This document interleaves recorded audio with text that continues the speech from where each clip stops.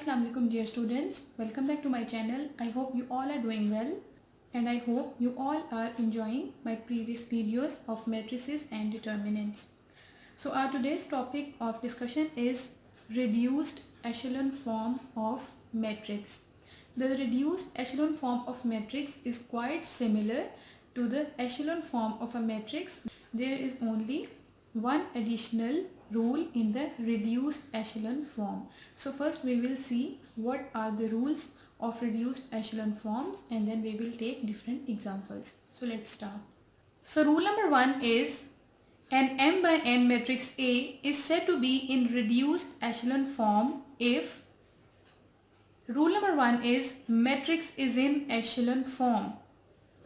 For the matrix to be in reduced echelon form, it is necessary that the matrix should be in echelon form first. And what is the echelon form of a matrix? I have made a complete video regarding this topic in which there are rules and examples. You can watch that video for better understanding. For this lecture, we will restrict to reduced echelon form only. And the second rule says the leading entry in each row must be the only non-zero number in its column. It means we suppose we have a matrix whose entries are 1, 3, 0, 0. The second row has 0, 0, 1, 0 and then we have 0, 0, 0 and 1. So it means the leading entry in each row. This is row and these are the columns. So leading entry in each row. In this row the leading entry is 1. The leading entry is the first non-zero element. So this is 1. It says it must be the only non-zero number in its column. When we see it column wise, so this is the only non-zero number. Let's check the second row. In the second row, this one is the leading element. This is the leading element and when we see column wise, this is the only non-zero element in this column. Moving towards the third row, R3, this one is the leading element. When we see it column wise, so this is the only non-zero element in its column. So these are the basic two rules and there are already 3 rules for the matrix to be in echelon form. So in total these are 4 rules. For echelon form you must watch my previous video. So this is example number 1. According to rule number 1, the matrix should be in echelon form. So first we will see the 3 basic properties for a matrix to be in echelon form. Okay, so the first leading element should be 1. So what we will do is we will replace R2 and R1. We will replace these 2 rows and we have a matrix 1, minus 1, 2, 3, 2, 3, minus 1, 9. And lastly we have 3, 1, 3, 2. Right? So in the first step, in the first row, we have 1 as the leading element. Now, what we have to do next is there must be a 0 here. And this 3 should be 1 as the leading element of this second row. And the second property says that if this second row has 1 0, the other row should have more than 1 0. So this is the property for the echelon form, that all the leading elements should be 1 and if we have a 0 here in the second row, the other one row should have more than 1 0. And if we have a 0 row which is all the way 0, it must lie at the bottom of the matrix. So firstly we will make 0 here. How we will do it? We have R2 plus we will multiply minus 2 with row 1. R2 we have is 2, 3, minus 1, 9. Now multiplying minus 2 with row 1. We have minus 2. Then we have minus minus is plus 2.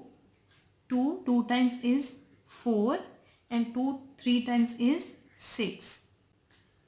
This is plus. So 9 plus 6 is 15. So this is we have row 2, 0, 5, minus 5 and 15. Rest of the 2 rows will remain unchanged. 3, 1, 3, 2. Still the matrix is not in echelon form because we have to make more than one 0 in row 3. Okay, so let's make 0 at this position 3. How we are going to do this? We have R3 plus minus 3 times R1. So this is R3, 3, 1, 3, 2. Now multiplying minus 3 with row 1, we have minus 3, 3, minus 6 and 9. So now we will add them.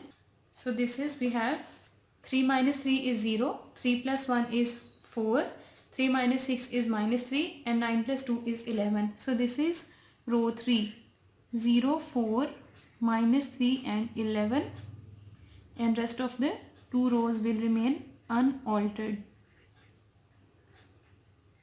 1, minus 1, 2 and minus 3. Okay.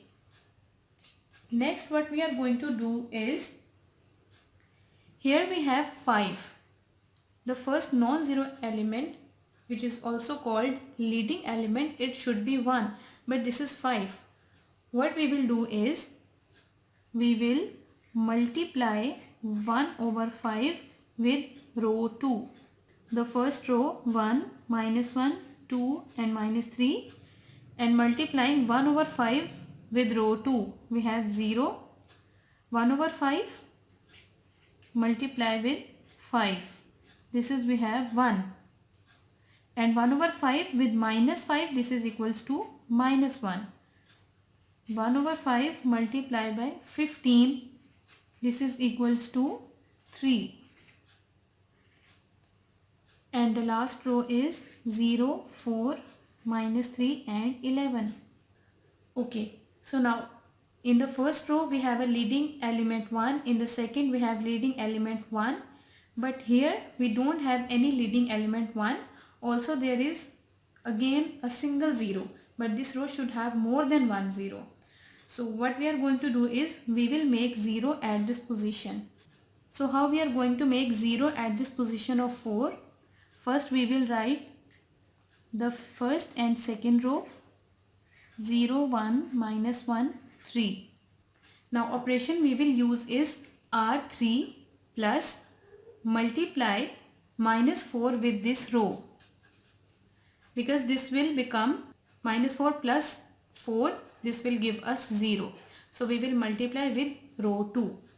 This is we have R3. Now multiply minus 4, we have 0, minus 4, 4 and minus 12.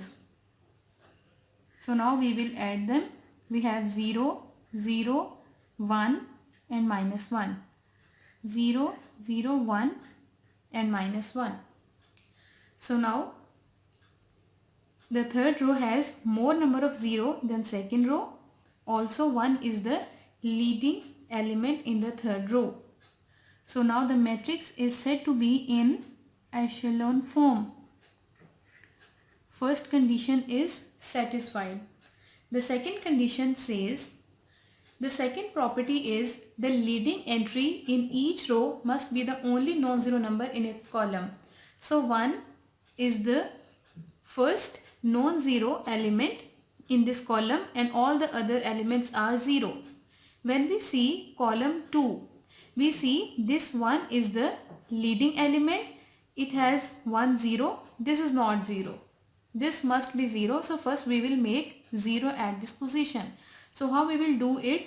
If we add 1, minus 1 plus 1, so it will give us 0. So it means when we will add row 1 and row 2, it will give us 0 at this position. we have row 1 plus row 2. 0 plus 1 is 1. 1 minus 1 is 0. Minus 1 plus 2. This is 1. 3 minus 3. This is 0. The other two rows are similar. 0, 0, 1, minus 1. Okay, now see third row. This is 1, which is the leading element. All the other elements should be 0. So these two elements should be 0. So how we will do it? We will add R3 and R2.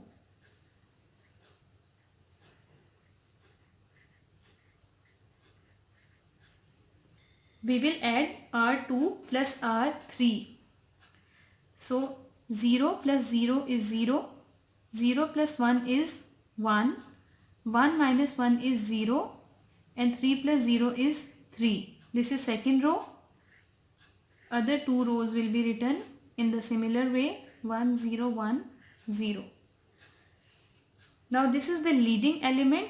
It should be the only non-zero element. But this is also a non-zero element. So we have to make 0 at this position.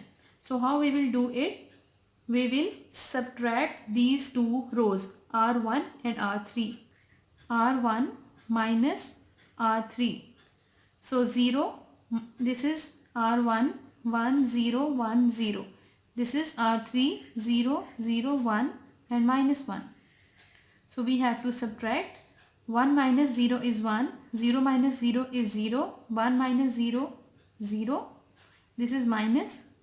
So we have 1. This is row 1, 1. This is row 2, 0, 1, 0, 3. This is 0, 0, 1, minus 1. So you can see this is the leading element and all the other two digits are 0.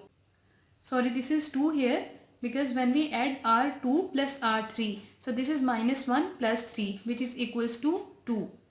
So now this matrix is said to be in reduced echelon form because the matrix is in echelon form first and the leading entry in each row is the only non-zero element in its column. This is the only non-zero element, this is, and this is also the non-zero element in their respective column. So the matrix is said to be in reduced echelon form. So this is all about reduced echelon form. I hope you like this video. So give this video a thumbs up and also subscribe to my channel and click on the bell icon to get notified with every new video which is uploaded on my channel. Thank you very much.